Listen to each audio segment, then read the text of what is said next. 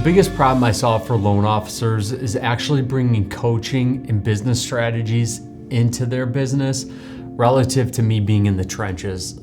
Through my career, I had the hardest time advancing my business because I was getting coaching or leadership from individuals that weren't even in the space. And what I had found through that is it was more of a brainstorming session for the both of us than it was for coaching.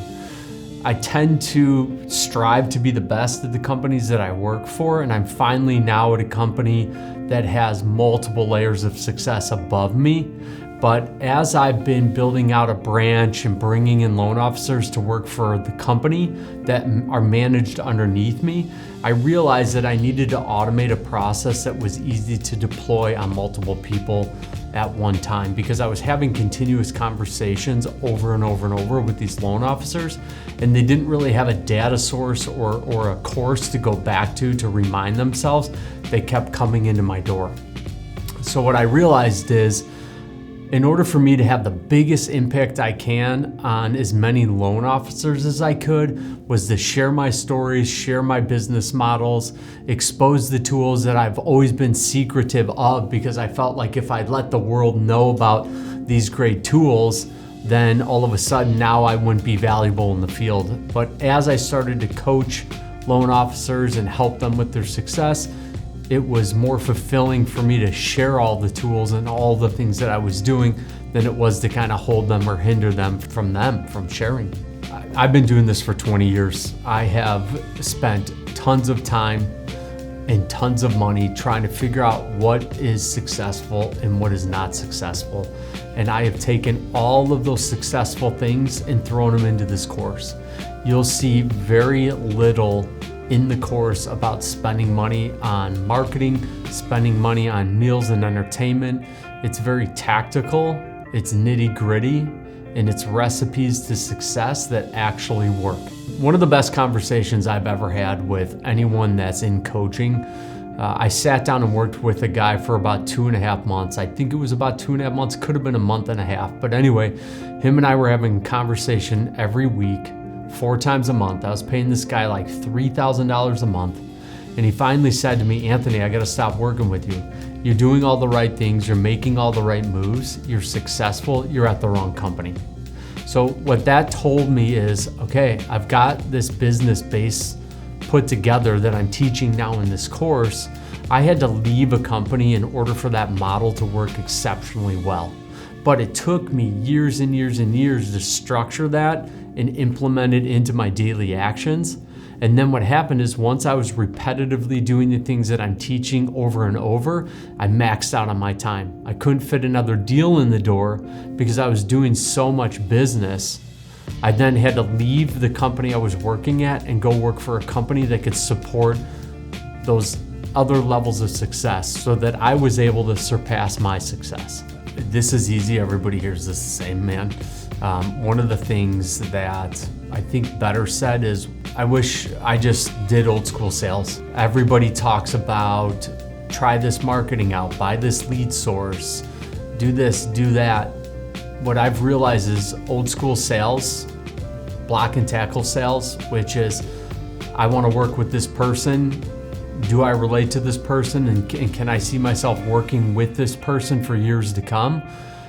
If I were to implement that faster into my business, I would have been more successful. Evolving into a 1%er is pretty simple. It essentially means you're outpacing 99% of the market. This is designed to help you get there faster and give you the baseline so that you can continue on daily without any mysteries in your business of understanding how to succeed and be successful. Within this course, we're going to go through several stages, but first we're going to start with mindset. When I started taking some of the largest incremental jumps in my business, it was because I was focusing on my mind. Essentially what happened is I created a business baseline of actions that I was taking every day in order to grow my relationships, grow my referral sources, but I kept hitting this small ceiling and I couldn't figure out where that ceiling was. Once I started focusing on my mindset, That helped me push through that ceiling and continue to grow my success. The reason why we're gonna start there is because I didn't have that coaching in my career, which I desperately needed in order to help me advance faster. By starting with your mindset, we're gonna get everything in order up here in order for you to grow your business through these multiple channels. Once we get our hands around mindset, we're gonna focus on branding. In a business that's oversaturated with tons of loan officers, many different companies, pretty much all selling the same products, you really need to dig deep and figure out how you're gonna make yourself different amongst all of your competition. After branding, we're gonna get into the nuts and bolts of your business. This is where we will be building structure into your daily actions so that you've got a simplified business model so you know how to chase multiple pillar sources like past clients, your sphere, real estate agents, financial advisors, non-for-profit. We're gonna get into some lead generation, and then we're gonna focus on incorporating your personal hobbies back into your business so you can start having fun with what you're doing day to day and it doesn't necessarily feel like all work. We're gonna coach you on touch points, on how to communicate effectively with those different pillar segments. You're gonna talk to financial advisors a lot differently than you're gonna talk to real estate agents. You're gonna handle past clients much differently than you're gonna handle your sphere, and you're definitely gonna handle non-for-profit and lead generation different than the rest. We're gonna establish one business goal so you only have one thing to focus on every year, and that's gonna be your continued business goal until you accomplish it. For some, that can happen shortly. For others, it may take a year or 2 years. But if you repetitively focus on one business goal, that helps you simplify your business and allows you to yield that success quicker.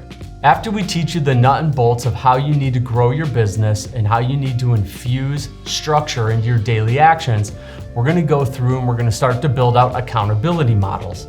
Those accountability models can be tailored to your own taste and your own desires, but the reason why we need somewhat of a system is so that you can hit the ground running right out the gate.